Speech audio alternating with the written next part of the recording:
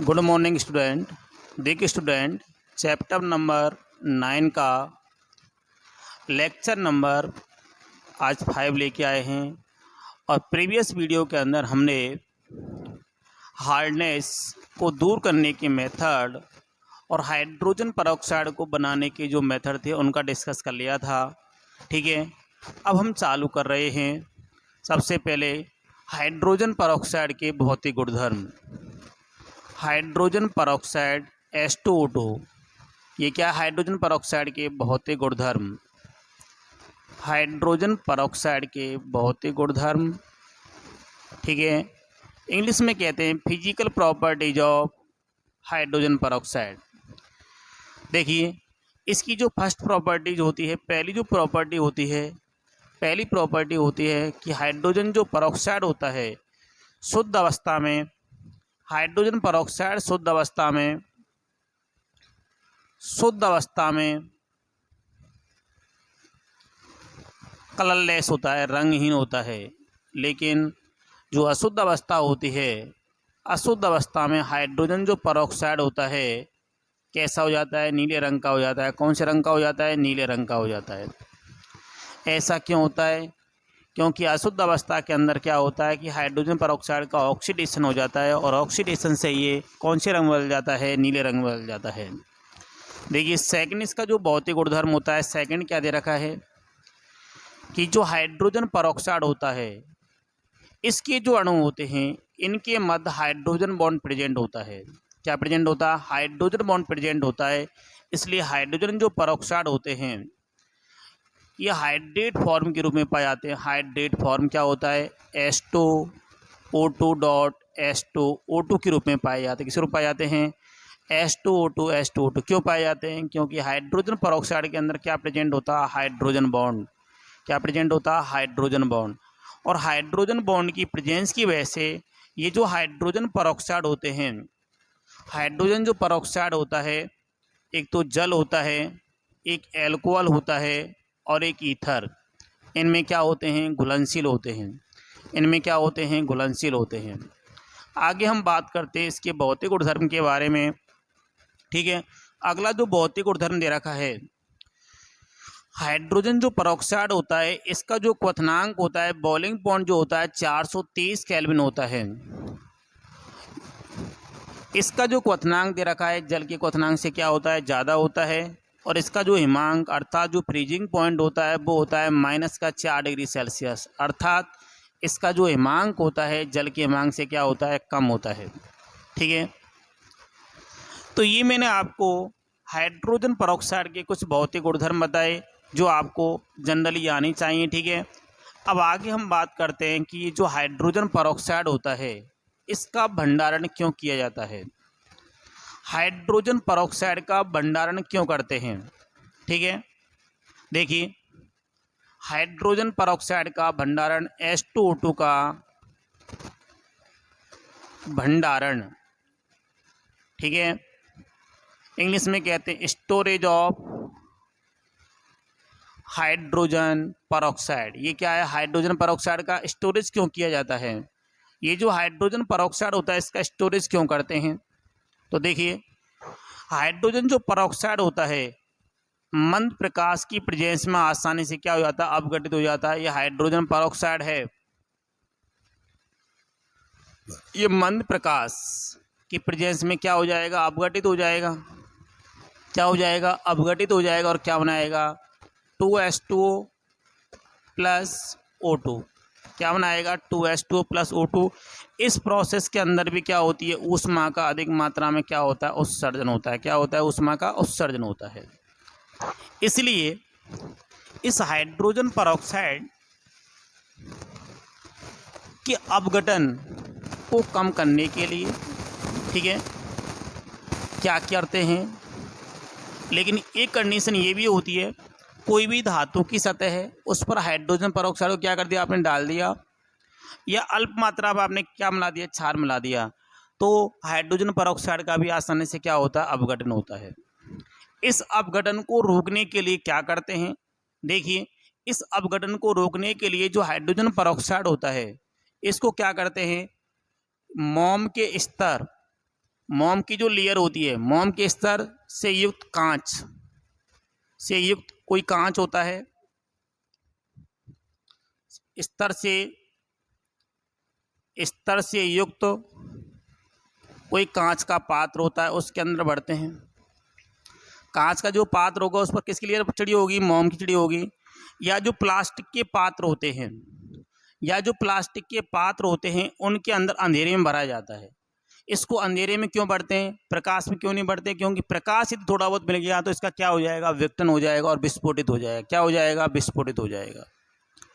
इसलिए क्या करते हैं कि जो हाइड्रोजन परऑक्साइड होता है, इसको क्या करते हैं कि मोम के लेयर से बना हुआ कोई कांच का जो पात्र होता है या प्लास्टिक का जो कोई पात्र होता है, उसके अंदर अंधेरे में भरा जाता है।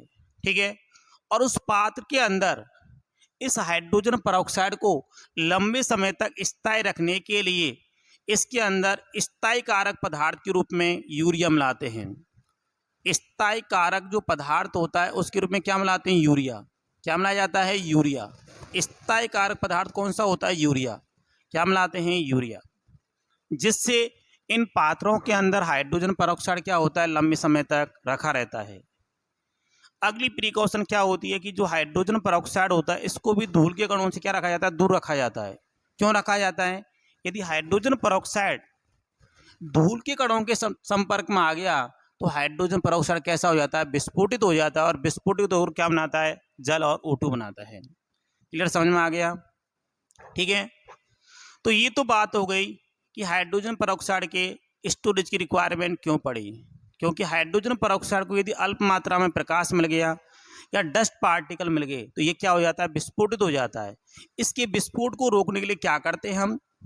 इसको मोम के लेयर से बना हुआ यदि कोई कांच है, मोम से की लेयर से बना हुआ कोई कांच का पात्र होता है या प्लास्टिक का जो पात्र होता है, उसके अंदर अंधेरे में बढ़ते हैं और उसको में स्थायी कारक पदार्थ के रूप में क्या मिलाते हैं? यूरिया मिलाते हैं। जिससे हाइड्रोजन परऑक्साइड लंबे समय तक सुरक्षित बना रहता है। लंबे समय तक सुरक्षित बना रहता है। अब आगे हम बात करते हैं। देखिए, ये तो भंडारण हो गया, ये भौतिक गुणधर्म हो गए। अब हम बात करते हैं रासायनिक गुणधर्म। रासायनिक गुणधर्म देखिए, रासायनिक गुणधर्म देखें आप।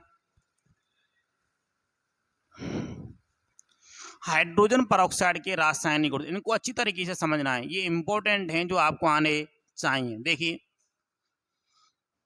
रासायनिक गुणधर्म,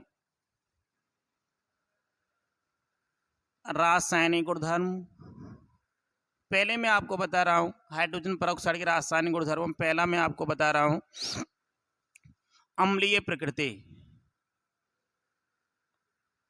अम्लीय प्रकृति देखिए, जो हाइड्रोजन परऑक्साइड होता है एक दुर्बल अम्लीय होता है। कैसा होता है? दुर्बल अम्लीय होता है और नीले लिटमस को लाल कर देता है। यह हाइड्रोजन परऑक्साइड है। ठीक है। इसको यदि किसी जलीय विलयन के अंदर घोलते हैं तो क्या देता है? H+ ion plus HO2 minus. क्या देता है? HO2 minus. क्या देता है? HO2 minus. या इसको मैं ऐसे लिख सकता हूं, देखिए 2H plus plus O22 minus. क्या दे रहा है? ये H+ आयन। क्या दे रहा है? ये H+ आयन। कैसा होगा? एसिडिक। कैसा होगा? ये एसिडिक होगा। कैसा होगा? एसिडिक होगा। कैसा होगा? एसिडिक। कैसा होगा? एसिडिक। ठीक है। अब देखिए, आगे हम बात करते हैं, दूसरा दे रखा है अपघटन की प्रकृति। अपघटन की प्रकृति, हाइड्रोजन जो परऑक्साइड होता है इसको यदि अल्प प्रकाश मिल जाए, यदि डस्ट पार्टिकल के संपर्क में आ जाता है तो इसका आसानी से क्या हो जाता है? अपघटन हो जाता है। क्या हो जाता है? अपघटन हो जाता है। क्या हो जाता है? अपघटन हो जाता है। ठीक है। यह हाइड्रोजन परऑक्साइड है, इसको अल्प प्रकाश मिल गया, माना सनलाइट मिल गया, अल्प प्रकाश मिल गया तो इसका अपघटन हो जाएगा। क्या बन जाएगा? 2H2 प्लस O2 और क्या रिमूव होगी? ऊष्मा। ठीक है। अब देखिए, अगली जो प्रॉपर्टीज है वो बहुत ही ज़्यादा इंपॉर्टेंट होती है, यह आपको आनी चाहिए, इस पर मैं स्टार लगा रहा हूं। हाइड्रोजन जो परऑक्साइड होता है ये दोनों का काम करता है, ऑक्सीकारक एवं अपचायक। ऑक्सीकारक एवं अपचायक दोनों का कार्य करता है।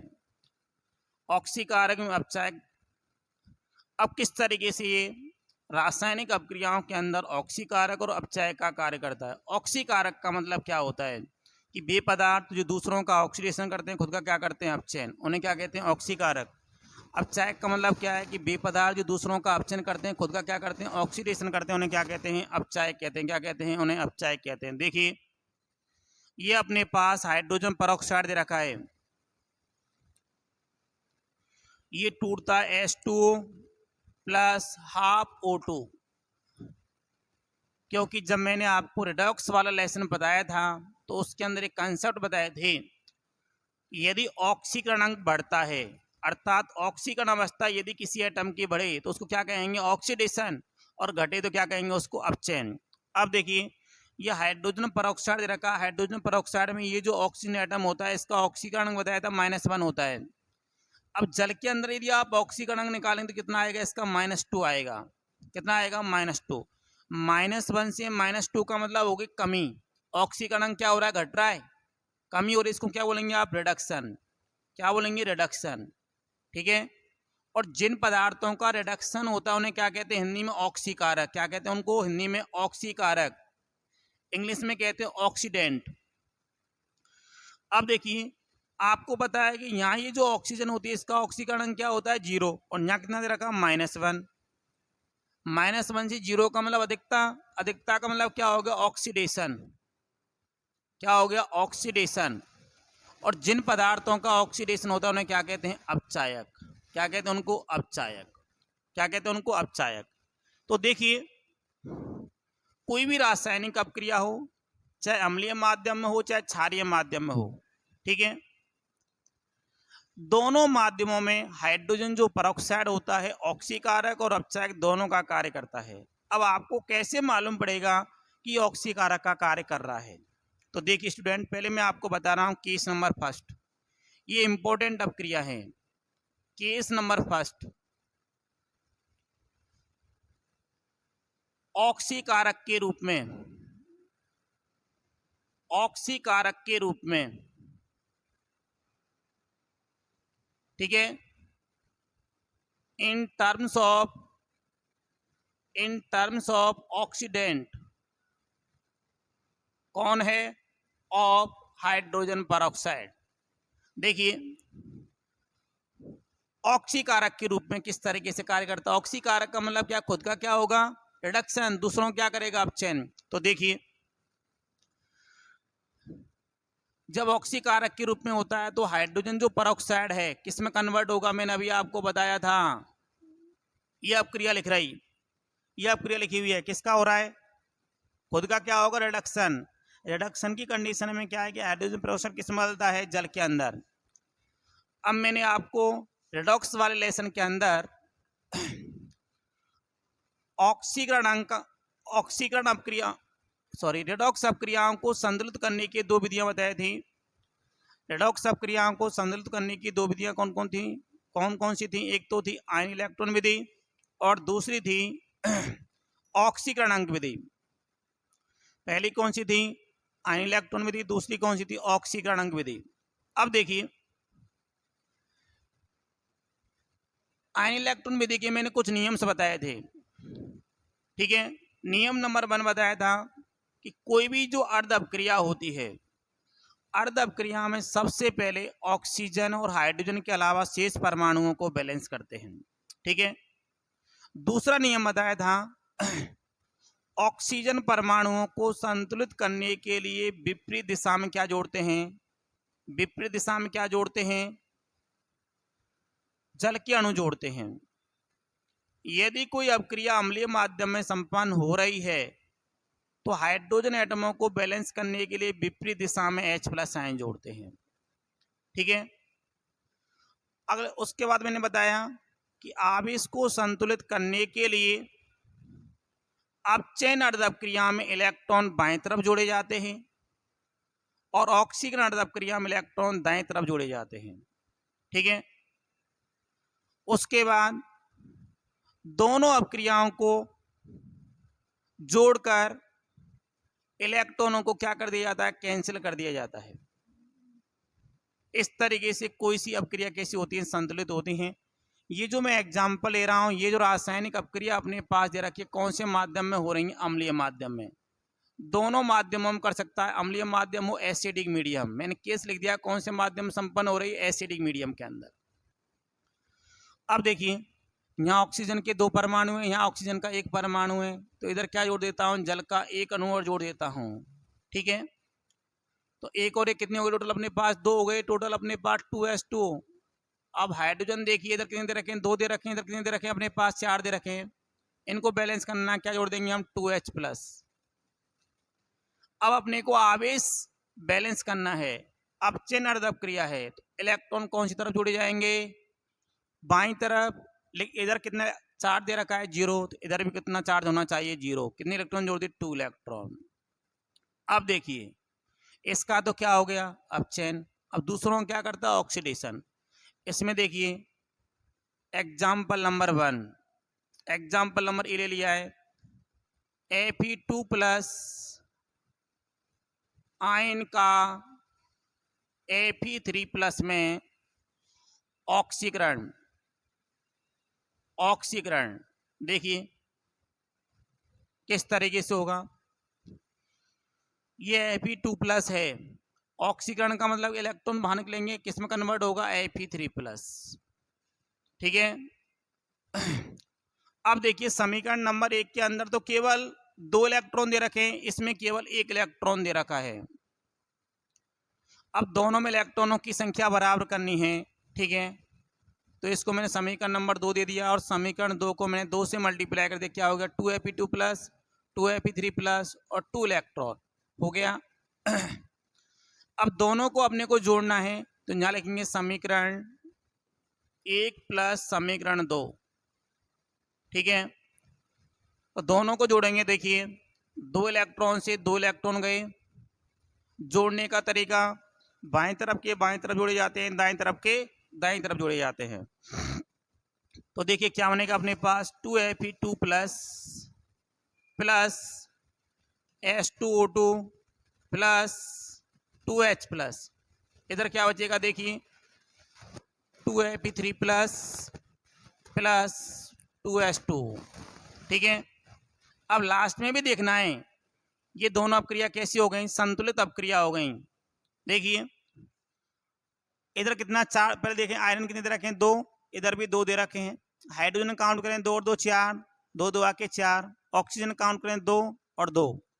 अब आवेश देखना कितना दे रखा है, 2 3 आके 6, इधर भी कितना होना चाहिए, 6। 2 2 आके 4 और 2 6। क्लियर। अब देखिए इसी तरीके से सेकंड एग्जाम्पल लूँ मैं, एसिडिक मीडियम के अंदर। सेकंड एग्जाम्पल अपने पास दे रखा है, सेकंड एग्जाम्पल दे लिया मैंने, ये अपने पास एग्जाम्पल दे रखा है H2- का सल्फाइड आयन का सल्फेट आयन में ऑक्सीकरण। ठीक है, ये अपने पास एग्जाम्पल दे रखा है। ये जो सल्फाइड आयन है इसका किसमें ऑक्सीकरण कर दिया मैंने, सल्फेट आयन में ऑक्सीकरण। कैसे होगा, देखिए ये अपने पास सल्फाइड आयन दे रखा है, इसका मैंने ऑक्सीडेशन किया किसके अंदर, सल्फेट आयन। सल्फर दोनों तरफ बैलेंस है। अब अपने सबसे पहले क्या बैलेंस करना है, ऑक्सीजन परमाणु। इधर ऑक्सीजन के 4 एटम है, कितनी जल के नोट देता हूँ विपरीत दिशा में, 4, 4s2। अब हाइड्रोजन एटम को बैलेंस करना है। देखिए इधर कितने इधर रखें, 4 2 आके 8, इधर 8H+। अब अपने को क्या करना है, ऑक्सीकरण अपक्रिया है। ठीक है, इलेक्ट्रॉन कौन सी तरफ जोड़े जाएंगे, दाईं तरफ। देखिए यहाँ चार्ज दे रखा है -2, इतना चार्ज कितना, -2। इधर देखिए चार्ज कितना बचना चाहिए, इधर -2, यहाँ कितना दे रखा, +6। तो कितने इलेक्ट्रॉन जोड़ देता हूँ, देखिए कितने इलेक्ट्रॉन जोड़ देता हूँ, 8 इलेक्ट्रॉन जोड़ देता हूँ। जब 8 इलेक्ट्रॉन जोड़ेंगे तो ये तो 0 हो गया, कितना चार्ज बच गया, -2 और -2। अब देखिए इसको मैंने इक्वेशन नंबर 3 मान लिया फिलहाल, अब समीकरण एक के अंदर कितने इलेक्ट्रॉन दे रखे हैं? 2, ठीक है। समीकरण थर्ड में कितने इलेक्ट्रॉन दे रखे हैं अपने पास? 8। तो समीकरण एक को कितने से मल्टीप्लाई कर देता हूं मैं? 4 से। तो अपने पास क्या बनेगा? देखिए, समीकरण एक को मैं 4 से मल्टीप्लाई कर रहा हूं, लिख देता हूं समीकरण फर्स्ट को 4 से गुणा करने पर, जब समीकरण एक को 4 से मल्टीप्लाई करेंगे तो अपने पास क्या बनेगा? देखिए, 8 electron plus 4s2o2 plus 8h plus equal to 8s2। इसको मैंने दे दिया इक्वेशन नंबर 4। अब आपको करना क्या है कि इक्वेशन थर्ड और फोर्थ को जोड़ना है। तो यहाँ लिखेंगे समीकरण थर्ड प्लस समीकरण फोर्थ, तो दोनों को ऐड कर दीजिए। तो 8 इलेक्ट्रॉन से 8 इलेक्ट्रॉन कैंसिल आउट हो जाएंगे। अब देखिए अपने पास क्या बचेगा? s2 minus. अब देखिए, इधर जल के 4 अणु दे रखे हैं, इधर 8 दे रखे हैं, इधर एक भी नहीं बचेगा। तो क्या हो गया? 4s2o2। अब देखिए, यहाँ अपने पास 8h प्लस साइन दे रखे हैं, इधर कितने दे रखे हैं? 8h प्लस साइन दे रखे हैं। तो दोनों क्या हो गए? Cancel out. तो क्या बच गया अपने पास? देखिए लास्ट में अपने पास क्या बचेगा? SO4 2 minus plus 4s2। अब लास्ट में देखते हैं कि सारे एटम बैलेंस है या नहीं। ऑक्सीजन कितने एटम दे रखे हैं अपने पास? देखिए, ऑक्सीजन देखें हम 4 और 4 8। सल्फर देखते हैं 2, सल्फर दे रखा अपने पास 1 और 1। ऑक्सीजन देखते हैं 4 2 के 8, 4 2 के 8। हाइड्रोजन देखते हैं 4 2 के 8, 4 देखते हैं -2 और -2। क्लियर? ये कौन सा माध्यम हो गया अपने पास? अम्लीय माध्यम। कौन सा माध्यम हो गया? अम्लीय माध्यम। अब देखिए क्षारीय माध्यम।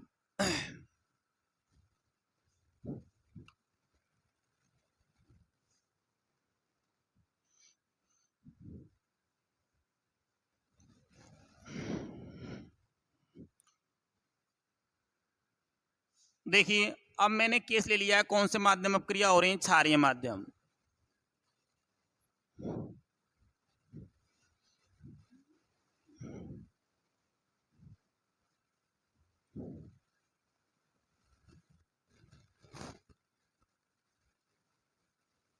क्षारीय माध्यम देखिए, सबसे पहले ही अपने पास हाइड्रोजन परऑक्साइड दे रखा है,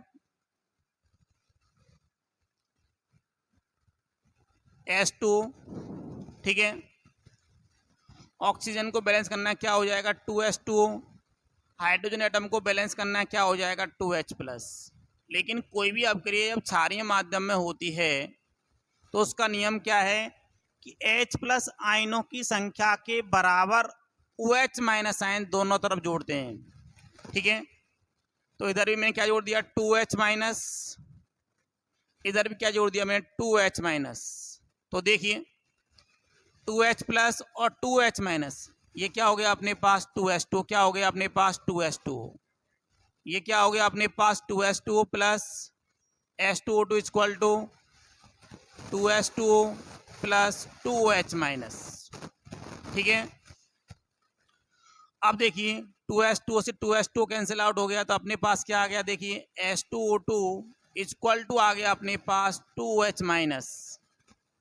अब देखिए अपने को आवेश बैलेंस करना है। अब आवेश को बैलेंस करने के लिए अपचयन अर्धप क्रिया दे रखी है। अपचयन अर्धप क्रिया में इलेक्ट्रॉन कौन सी तरफ जोड़ेंगे आप? बाईं तरफ। तो 2 इलेक्ट्रॉन। इसको मैंने इक्वेशन नंबर 1 दे दिया। अब देखिए इसका मैं एग्जांपल आपको बता रहा हूं। ये अपने पास दे रखा है ये दे रखा है अपने पास परमैंगनीटाइन का Mn4 प्लस में ऑक्सीकरण, Mn4 प्लस में ऑक्सीकरण। या ऐसा कर देता हूं, देखिए Mn2 प्लस का Mn4 प्लस में ऑक्सीकरण कैसे होगा? देखिए Mn2 प्लस, इसको कन्वर्ट किया किसके अंदर, Mn4 प्लस। अब देखिए सबसे पहले अपने को क्या करना है, आवेश को बैलेंस करना है। तो मैंने क्या कर दिया, 2 इलेक्ट्रॉन जोड़ दिए। कितने इलेक्ट्रॉन जोड़ दिए, 2 इलेक्ट्रॉन। दोनों तरफ आवेश बैलेंस हो गया, इसको मैंने इक्वेशन नंबर 2 दे दिया। अब देखिए ऊपर देखो 2 इलेक्ट्रॉन दे रखे हैं, नीचे कितने दे रखे हैं, अपने पास 2 इलेक्ट्रॉन दे रखे हैं, दोनों को ऐड कर दीजिए। Equation number 1 plus equation number 2, देखिए equation first plus equation second, दोनों को ऐड कर देते हैं तो अपने पास क्या आ जाएगा, Mn2 plus plus H2O2 equal to, ठीक है, 2H minus plus Mn4 plus. अब देखिए इधर चार्ज कितना दे रखा, प्लस का 2, इधर चार्ज कितना होना चाहिए, प्लस का 2। यहाँ कितना दे रखा, प्लस का 4 और माइनस का 2 कितना बचेगा, प्लस का 2। तो सारी अपक्रिया कैसी है, बैलेंस। इसी तरीके से अपने पास माना कि एग्जाम्पल ये दे रखा है, ठीक है, अपने पास एग्जाम्पल दे रखा है SO3 2 माइनस का SO4 2 माइनस में ऑक्सीकरण, ये अपने पास एग्जाम्पल दे रखा है, ठीक है। देखिए किस तरीके से होगा, यार देखें ये अपने पास दे रखा है SO3 2 माइनस, इसका ऑक्सीडेशन करना है किसके अंदर, SO4 2 माइनस, इसमें आपको ऑक्सीडेशन करना है। नियम वो चलेगा, दोनों तरफ सल्फर बैलेंस हैं।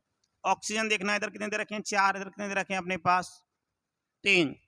तो एक जल का अणु जोड़ देते हैं, इधर क्या बन जाएगा, H2। हाइड्रोजन परमाणुओं को बैलेंस करना है, इधर 2H प्लस। अब क्रिया कौन से माध्यम में हो रही है, क्षारीय माध्यम में। देखिए दोनों तरफ क्या जोड़ना है आपको, 2OH माइनस, इधर भी क्या जोड़ना है आपको, 2OH माइनस। ये क्या बन गया अपने पास, 2H2O, ठीक है। इधर दे रखा है अपने पास एक H2O, तो अपने पास क्या बचेगा, देखिए 2H minus plus SO3 2 minus, ये एक H2 यहाँ से कैंसिल आउट हो जाएगा, ये हो गया अपने पास SO4 2 माइनस प्लस H2 बच जाएगा इधर। अब देखते हैं अपने को आवेश बैलेंस करना है, माइनस का 2 और माइनस का 2 कितना हो गया, माइनस का 4।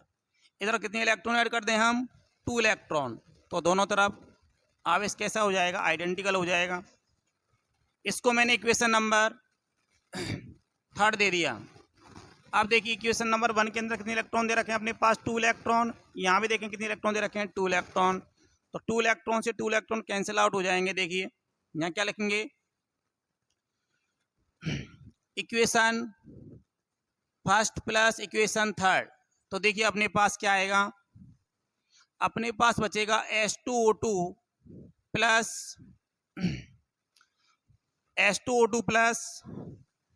SO3 2 minus. अब देखिए इधर 2H माइनस दे रखा है और यहाँ भी 2H माइनस दे रखा है, दोनों तरफ कैंसिल आउट हो गए, ठीक है। अब आगे बढ़ते हैं, SO4 2 माइनस प्लस, अब देखिए प्लस H2O। अब देखिए दोनों को बैलेंस करके देखते हैं, इधर माइनस का 2 चार्ज दे रखा है, यहाँ भी माइनस का 2 चार्ज दे रखा है। ऑक्सीजन देखते हैं, ऑक्सीजन 2 और 3 5, 4 और 1 5, ठीक है। हाइड्रोजन 2 और 2, तो ये कंप्लीट बैलेंस हो गई। ये तो केस मैंने आपको बताया ऑक्सीकारक के रूप में। अब आगे हम